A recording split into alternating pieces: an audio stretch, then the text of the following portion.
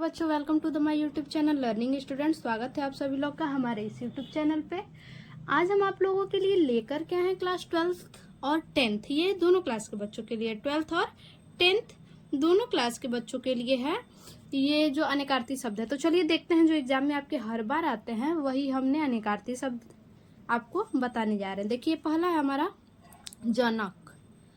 जनक का क्या होगा? पिता और राजा। किस प्रकार से पिता और राजा होगा? देखिए, समझिए, शब्द को समझिए। जनक यानी जन्म देने वाला। जनक कौन हो जाएगा? पिता। और उसके बाद जनक किसको कहते हैं? राजा को भी कहते हैं, तो राजा। जनक का मतलब पिता और राजा। दूसरा है कनक। देखिए, एक कनक में सोना होता है। जैसे वो देखिए आपके दोहा चौपाई छंद वगैरह में है ना, एग्जाम्पल, कनक कनक ते 100 गुने मादकता अधिकाय, जो खाए बोरा जग पाए बोरा। ठीक, तो यानी एक कनक का मतलब सोना होता है और दूसरे कनक का मतलब धतूरा होता है। अगला है स्नेह और स्नेह। स्नेह का क्या हुआ? प्रेम और चिकनाई। स्नेह का मतलब क्या होता है? प्रेम होता है। स्नेह हम किसी के प्रति दिखाते हैं यानी प्रेम, और दूसरा हमारा चिकनाई होगा। उसके बाद है पतंग। पतंग का मतलब क्या होता है? पतंग हम सूर्य देव को भी कहते हैं, पतंग। और शलभ, और कुछ हम कह सकते हैं। तो पतंग का मतलब जो कागज से बनी हुई पतंग भी लिख सकते हैं। क्या लिख सकते हैं? कागज से बनी हुई पतंग, उड़ाने वाली। अब देखिए क्या है? हलधर। हलधर, हल को कौन धारण करता है? हल को कौन धारण करता है? किसान। ठीक, किसान, या तो किसान हल धारण करता है, या तो कौन? बैल। बैल के द्वारा हल जोतवाया जाता है और किसान के द्वारा। ठीक, तो हलधर का मतलब क्या होगा? किसान और बैल। देखिए, लिखिएगा मत, लिखने से पहले समझिएगा। समझेंगे तो आपको लिखना नहीं पड़ेगा, बस समझ लीजिए अच्छे से। हलधर, हलधर यानी हल को धारण करने वाला कौन है? किसान है और बैल है। खेत जोतवाते हैं, किसान जोतता है या तो बैल। उसके बाद देखिए क्या है? सारंग। सारंग, सारंग का मतलब हम कह सकते हैं कि सारंग आवाज किसका होता है? सुरीला। बताइए, कोयल का होता है, तो कोयल लिख सकते हैं। सारंग अर्थात सुरीला आवाज किसका होता है? कोयल का। सारंग, सारंग मतलब और क्या होता है? श्याप होता है, और सारंग का मतलब स्त्री। तो सारंग का अनेकार्थी शब्द क्या होगा? सांप, स्त्री, कोयला। सॉरी, कोयल नहीं, कोयला। सारंग किसे कहते हैं? कोयले को कहते हैं। उसके बाद अगला है अंक। देखिए, हमें एग्जाम में अंक मिलता है तो हम क्या कहते हैं? हमें इतने नंबर प्राप्त हुए हैं, इतना नंबर हमें मिला है, इतना संख्या हमें मिला है। तो अंक का मतलब क्या हुआ है? नंबर होगा, संख्या होगा। ठीक, और उसके बाद क्या होगा? गोद। अंक का मतलब गोंद। अब देखिए आगे क्या है? कर। कर का मतलब क्या होता है कि देखिए, पहले के जमाने में लोग क्या करते थे? खेत जुताई के लिए कर लगाते थे। कर का मतलब टैक्स लेते थे, टैक्स। और कर का मतलब कोई काम हम कर रहे हैं, यानी करने की जो स्थिति है उसे बोला है कर, यानी क्रिया। करने की क्रिया को क्या, करने को क्या कहते हैं? क्रिया भी कहते हैं। कर को टैक्स भी कहते हैं और कर को क्रिया भी कहते हैं। अब देखिए आगे क्या है? आगे है जड़। जड़ किसे कहते हैं? मूल को। मूल जड़ जो होता है, कहते हैं ना कि मूल जड़ है, तो उसे हम जड़ कहते हैं। और क्या कह सकते हैं? जैसे हम कहते हैं एकदम से जड़ बुद्धिये होगा, जड़ बुद्धि कहते हैं ना, एकदम से जड़ बुद्धिये है, तो जड़ बुद्धि का मतलब मूर्ख। जड़ यानी मूल और मूर्ख। आगे देखिए, नाक और नासिका। नाक मतलब क्या होता है? नासिका होता है। और नाक का मतलब कहते हैं कि क्या, कि नाक कटवा दी या नाक कटवा दिया। नाक कटवाना का मतलब मर्यादा, इज्जत। नाक कटवाना का मतलब कि नाक कटवा दी, मर्यादा खत्म हो गया, इज्जत चला गया, तो उसी को कहते हैं कि मर्यादा। और नाक को क्या कहते हैं? नासिका। आगे देखिए, आगे है नाग। नाग का मतलब क्या होता है? सांप होता है। और नाग का मतलब क्या होता है? पर्वत होता है। नाग का मतलब सांप और पर्वत। आगे है कौशिक। कौशिक का मतलब क्या होता है? विश्वामित्र, कौशिक किसे कहते हैं? विश्वामित्र को। विश्वामित्र और इंद्र, इंद्र को भी क्या कहते हैं हम? कौशिक।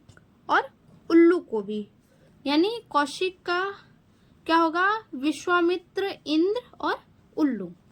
उसके बाद देखिए है अंबर। अंबर किसे कहते हैं? आकाश को। आकाश को अंबर कहते हैं। और अंबर किसे कहते हैं? वस्त्र को। आकाश को भी अंबर कहते हैं, वस्त्र को भी अंबर कहते हैं। उसके बाद देखिए पट, कहते हैं ना पट खोलो, पट खोलो। अभी देखिए नवरात्र में था क्या, कह रहे थे कि पट खुल चुका है, यानी क्या है कि उनका मुख जो है खुल चुका है, यानी दरवाजा खुल चुका है। कहते हैं मंदिर का पट अभी नहीं खुला है, ठीक। तो पट का मतलब दरवाजा, दरवाजा। और क्या होता है? पर्दा। आगे देखिए विधि। विधि का एक तो नियम हो जाएगा, एक नियम है, और दूसरा बताइए क्या होगा विधि का मतलब? विधि यानी कहते हैं ना विधि का विधान ही यही है, यानी नियम ही यही है, या फिर नियम, या फिर क्या कह सकते हैं? कानून। कानून कह सकते हैं। और क्या कह सकते हैं? कानून के अलावा रीति, रीति रिवाज। हम कहते हैं ना रीति रिवाज यही है, विधि का विधान यही है, यानी सब एक ही है। अब देखिए नग। नग मतलब क्या होता है? नगीना। कहते हैं ना नग, नगीना। तो यानी नग का मतलब नगीना और पर्वत, और क्या कहते हैं? वृक्ष कहते हैं। नग का मतलब पर्वत, वृक्ष, नगीना। अनुपम। अनुपम का मतलब क्या होता है? सुंदर होता है। तो कह सकते हैं क्या? बहुत अच्छा, या बेजोड़, या सुंदर, तीनों कह सकते हैं, ठीक। तीनों आप लिख सकते हैं, सुंदर, बहुत अच्छा, या बेजोड़। अनुपम का मतलब। देखिए आगे है अनंत। अनंत का मतलब आकाश, दूसरा होगा विष्णु। अनंत, अनंत का मतलब आकाश और विष्णु। आगे है आग, अग्नि। या तो आग देगा आपको, या तो अग्नि देगा। तो यानी अगर आग देगा तो लिखिएगा अग्नि, गर्मी, ईर्ष्या। देखिए आग का अग्नि तो होता है और अग्नि का आग, लेकिन क्या होता है? गर्मी भी होता है, ठीक। कहते हैं ना बहुत आग फूक रहा है, यानी आग फूक रहा है जिसे गर्मी हो रहा है। या फिर किसी के प्रति ईर्ष्या रखते हैं, कहते हैं उससे जलन है, यानी जलन है का मतलब क्या है? ईर्ष्या है। आग ईर्ष्या को भी कहते हैं, यानी अग्नि, गर्मी, ईर्ष्या। अब देखिए अज। अज मतलब रघु के पुत्र को अज कहते हैं, और ईश्वर को भी अज कहते हैं। अज मतलब ईश्वर, अज मतलब रघु के पुत्र। आँख, आँख को क्या कहते हैं हम? चक्षु, चक्षु। आँख मतलब चक्षु, और क्या कहते हैं? नेत्र। आँख का मतलब चक्षु और नेत्र। अब देखिए अर्थ। अर्थ, अर्थ क्या कहते हैं? यानी किसी काम को करने पे क्या अर्थ निकला, यानी कारण क्या निकला है, अर्थ क्या निकला, कारण क्या निकला, कारण कह सकते हैं। और दूसरा अर्थ का मतलब कहते हैं अर्थव्यवस्था, यानी धन को कहते हैं। धन को क्या कहते हैं? अर्थव्यवस्था, यानी धन को। तो अर्थ का क्या क्या होगा? धन होगा और कारण। अगला है अंबर। अंबर का मतलब आकाश और वस्त्र। अर्क। अर्क देखिए अर्क का मतलब घर में मम्मी लोग कहती हैं क्या? किसी चीज का अर्क निकालना, यानी रस्सा निकालना, अर्क उसी को कहते हैं। तो उसे हम क्या कह सकते हैं? दवाई भी कह सकते हैं, जूस भी कह सकते हैं, दवा, जूस। या फिर अर्क का मतलब एक होता है क्या? सूर्य देव, सूर्य। अंश। अंश का मतलब कहते हैं 1/3 अंश, यानी भाग, 1/3 भाग, ठीक। तो वो भाग हो गया, अंश हो गया, भाग। और दूसरा अंश क्या होता है? किसी भी सामान में हिस्सा लगाते हैं, यानी 4 भाग करेंगे, 4 अंश करेंगे, यानी हिस्सा। तो अंश का मतलब होगा भाग और हिस्सा। आगे है गति और गति। गति का क्या? किस गति से चल रहे हैं, यानी किस चाल से चल रहे हैं, चाल। और क्या होगा? अवस्था, किस अवस्था से, किस चाल से चल रहे हैं, ठीक। तो गति का मतलब चाल होगा और अवस्था होगा। आगे है जलज। जलज का मतलब देखिए समझिए, जलज का मतलब क्या है, जो जल में उत्पन्न हो। जो जल में उत्पन्न हो उसे हम क्या कहेंगे, जलज कहेंगे। जैसे कमल कहाँ उत्पन्न होता है, जल में, और शंख भी कहाँ होता है, शंख भी जो होता है वो जल में ही होता है। तो जलज का क्या हो जाएगा, कमल और शंख। आगे देखते हैं, देखिए आगे है जीवन। देखिए जीवन को प्राण कहते हैं, ठीक, जीवन को प्राण कहते हैं। और क्या कहते हैं, और देखिए कहते हैं क्या, जल ही जीवन है। क्या है, जल ही जीवन है, तो जल कह सकते हैं, ठीक। ऐसा मत समझिएगा कि जीवन का मतलब जल नहीं, ऐसा कुछ नहीं है। अनेकार्थी शब्द बोला है, यानी अनेक शब्दों में हम क्या क्या कह सकते हैं, क्या हम अर्थ निकाल सकते हैं, उसी को अनेकार्थी शब्द कहते हैं। जीवन का मतलब प्राण हो गया, और क्या कहते हैं, जल ही जीवन है, यानी जल हो गया। आगे तात। तात का मतलब क्या होता है, तात का मतलब होता है कि जो पूजनीय हो, यानी जो बड़ा हो, सम्मानजनक हो, जो सम्मानजनक हो, बड़ा हो, पूजनीय हो, उसे हम तात कहते हैं। तात का मतलब क्या होता है, पुत्र भी कह सकते हैं, ठीक, पिता भी कह सकते हैं, पिता भी सम्मानजनक होते हैं, मित्र भी कह सकते हैं, और भाई भी। शिखा। शिखा का मतलब क्या होता है, चोटी, कहते हैं ना शिखर पर, यानी चोटी पर। तो शिखा का मतलब चोटी हो गया, और शिखा का मतलब क्या होता है, किरण। शिखा का मतलब किरण हो गया। अब देखिए आगे तीर।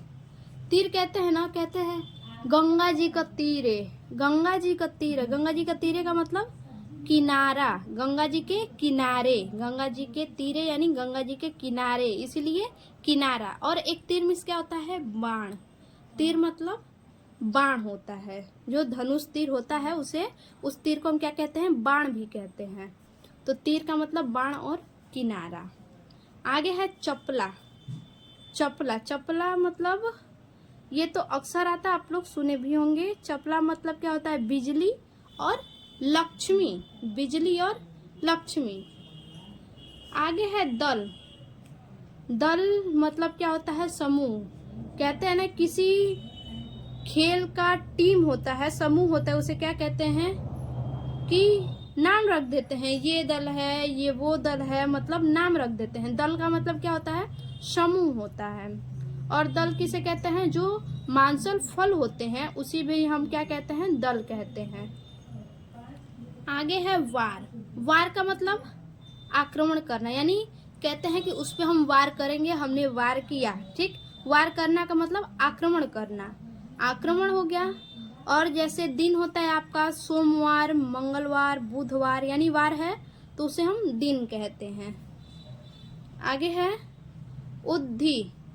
उद्धि का मतलब, उद्धि का मतलब आपका होता है समुद्र। उद्धि का मतलब समुद्र, और घड़ा, समुद्र, घड़ा, बादल। उद्धि का मतलब समुद्र, घड़ा, बादल। आगे उत्तर। उत्तर का मतलब क्या, जैसे हमें कोई हमसे क्वेश्चन पूछता है तो हम क्या करते हैं, आंसर देते हैं, यानी जवाब देते हैं, उत्तर देते हैं। कहते हैं उत्तर बताओ, तो हम उसका उत्तर देते हैं, जवाब देते हैं, तो जवाब हम कह लेंगे। और क्या, दिशा होता है, पूर्व, पश्चिम, उत्तर, दक्षिण, ये क्या होता है, दिशा का भी नाम है उत्तर, तो इसीलिए दिशा हो जाएगा। आगे होगा हमारा, देखिए अरुण। अरुण देखिए, जैसे कोई बच्चा होता है ना, तो हम पूछते हैं आप किस कक्षा में पढ़ते हैं, तो नर्सरी LKG को जो है कि हिंदी में क्या कहते हैं, अरुण, उदय, ऐसे कहते हैं। LKG को क्या कहते हैं, अरुण कहते हैं, और UKG को क्या कहते हैं, उदय कहते हैं, यानी कक्षा को हम क्या कहते हैं, अरुण कहते हैं। और अरुण किसे कहते हैं, सूर्य को, लाल को, ये क्या है हमारा, इसे हम अरुण कहते हैं। आगे सुरभि। सुरभि का मतलब कामधेनु। सुरभि किसे कहते हैं, कामधेनु। और सुगंध को भी सुरभि कहते हैं। कहते हैं ना बहुत अच्छा सुरभि है, यानी सुगंध अच्छा है। आगे है साधना। साधना का मतलब क्या होता है, कहते हैं लोग कि हम साधना पर थे। साधना पर थे का मतलब उपासना पर थे। साधना का मतलब उपासना होता है, यानी व्रत रहना, उपासना। और कार्य सिद्ध, साधना का मतलब कार्य सिद्ध, तो साधना का मतलब क्या होगा, उपासना और कार्य सिद्ध।